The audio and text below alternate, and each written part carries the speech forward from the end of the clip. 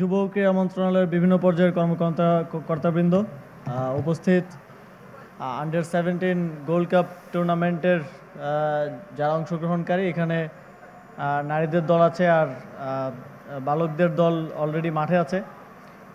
আর উপস্থিত সাংবাদিকবৃন্দ, মাধ্যমকর্মী সকলকে শুভেচ্ছা এবং সালাম, আসসালামু আলাইকুম।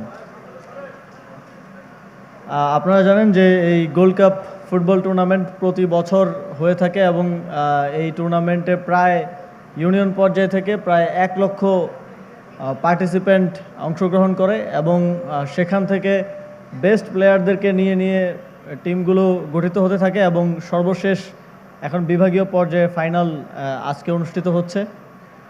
এই বৃহৎ পরিসরে এই টুর্নামেন্টটি সফলভাবে আয়োজন করা এবং আজকে ফাইনাল পর্যন্ত নিয়ে আসার জন্য জাতীয় ক্রীড়া পরিদপ্তরের দায়িত্বশীল যারা ছিলেন সকলকে ধন্যবাদ জানাই।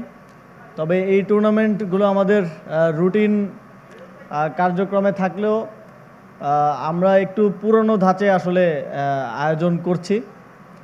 এই ধরনের আয়োজনগুলোকে আরও বেশি এঙ্গেজিং করার সুযোগ আছে। আমরা সেগুলো নিয়ে কাজ করব যাতে সামনের দিনগুলোতে আরও প্রপার মার্কেটিং এবং ব্র্যান্ডিংয়ের মাধ্যমে এই টুর্নামেন্টগুলোকে আরও জনপ্রিয় করে তোলা যায়, জনবিচ্ছিন্ন না থাকে, সে বিষয়ে আমরা কাজ করব।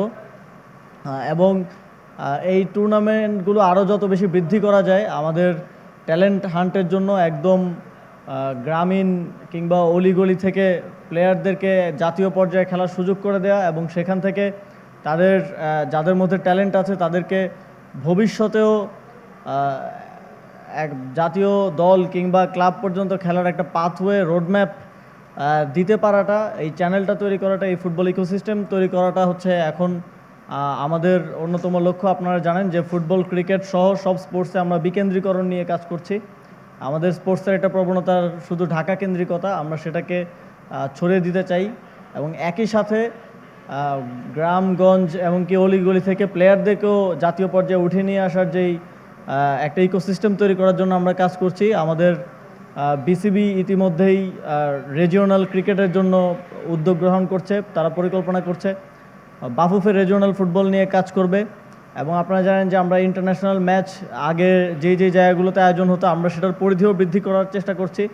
আমরা আশা করছি যে এবছরের মধ্যেই আমরা নীলফামারীতে কোনো একটা ইন্টারন্যাশনাল ফুটবল ম্যাচ আয়োজন করব এবং একই সাথে খুলনা এবং রাজশাহীতে আন্তর্জাতিক ক্রিকেট আয়োজন আবার আমরা ফিরিয়ে নিয়ে যাব, যাতে করে সেই অঞ্চলের দর্শকরা সরাসরি খেলা দেখার সুযোগ পায়। আমরা এভাবেই বিকেন্দ্রীকরণটা একটা বাস্তবিক রূপ দিতে চাই, শুধু মুখে কথা বলার মধ্যে নয়, আমাদের কাজের মধ্য দিয়ে আমরা সেটা প্রমাণ করতে চাই এবং এক্ষেত্রে আপনাদের সকলের সহযোগিতা এবং অংশগ্রহণ কামনা করছি।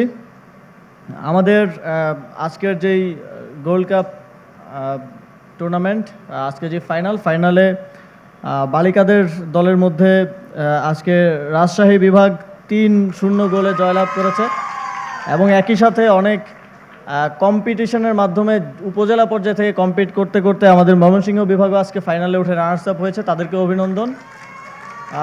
এবং আপনাদের প্রতি আহ্বান থাকবে, আপনারা আপনাদের অধ্যাবসায়টা, এই পরিশ্রমটা জারি রাখবেন এবং ভবিষ্যতে আপনাদেরকেও আমরা আমাদের যেই নারী ফুটবল দলে দেখতে পাবো এই প্রত্যাশা করছি। সর্বোপরি আমাদের এ ধরনের উদ্যোগগুলো সামনের দিনে আরও চলমান থাকবে এবং আরও কীভাবে এঙ্গেজিং করা যায় সেদিকে আমাদের সর্বাত্মক মনোযোগ থাকবে। এক্ষেত্রে আপনাদের সকলের সহযোগিতা এবং অংশগ্রহণ কামনা করে আমার বক্তব্য শেষ করছি। ধন্যবাদ। আসসালামু আলাইকুম। For more updates, subscribe to our YouTube channel and click on the bell icon. Follow us on Facebook and Instagram. Download T-Sports app to enjoy exciting games and highlights. Visit tsports.com.